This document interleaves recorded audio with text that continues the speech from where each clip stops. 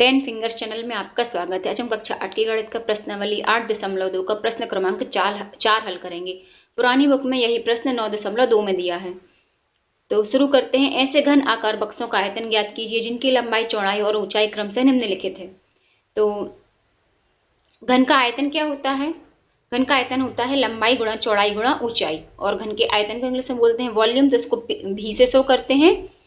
और इसको लेंथ को, लंबाई को लेंथ, चौड़ाई को ब्रेथ और ऊंचाई को हाइट बोलते हैं, इसलिए इनको LBH भी बोल सकते हैं। तो अगले को जो सेकंड नंबर का आएगा उसमें LBH लिखूंगी वॉल्यूम के लिए। इसको शुरू करते हैं। लंबाई है इसकी 5A।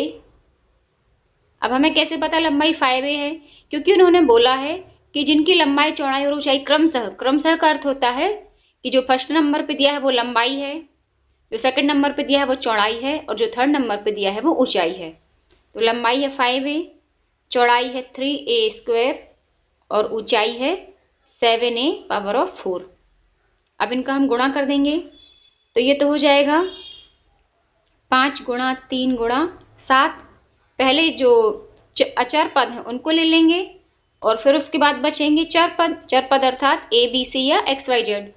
तो ये बच्चे हैं A, ये है A² और ये है A⁴। इनको हम चाहे तो अलग अलग गुणा करके भी लिख सकते हैं। 5 × A, 3 × A², 7 × A⁴, ऐसा भी लिख सकते हैं। और ऐसा भी लिखेंगे तो भी आपको फुल मार्क्स मिलेंगे।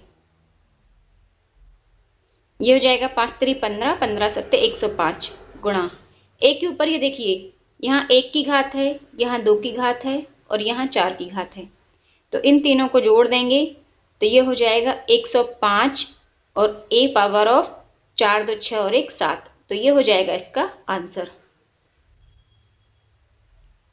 अब इसी का सेकंड नंबर पे दिया है हमें। सेकंड में दिया है 2P4Q8R।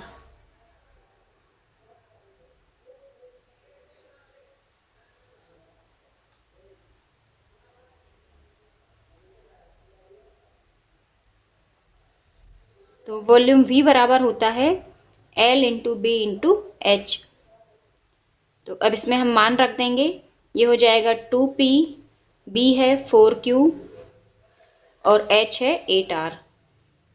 लंबाई गुणा चौड़ाई गुणा ऊंचाई।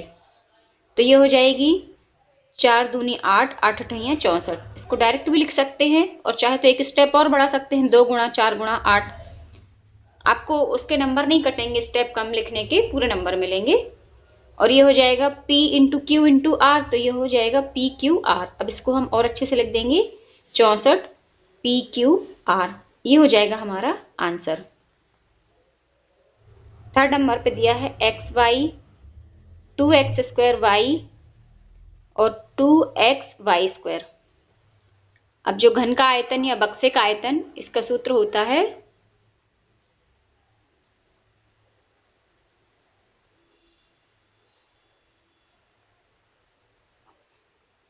लंबाई गुणा चौड़ाई गुणा ऊंचाई। तो ये हो जाएगी XY गुणा 2x² y गुणा 2xy²। ये देखिए, ये गुणा के निशान के लिए क्रॉस लगाया है और x मैंने इस तरह से कर्सिव राइटिंग का बनाया है। तो x में और गुणा के निशान में आप लोग कंफ्यूज नहीं हो रहे होंगे। और यदि कोई इस तरह से x बनाता है, किसी का x और क्रॉस एक सा है, तो फिर आप लोग क्या करें, इनको कोष्टक में बंद कर दीजिए, इन तीनों संख्याओं को।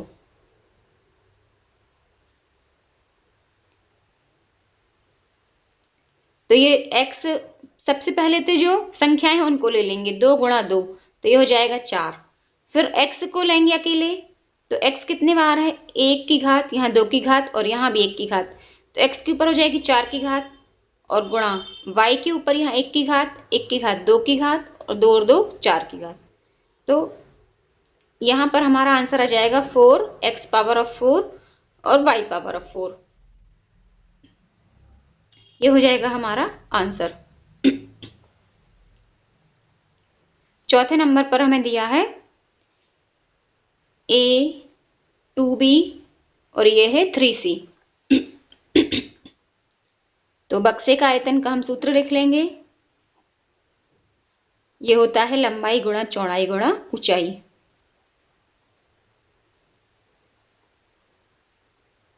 और L into B into H भी लिख सकते हैं।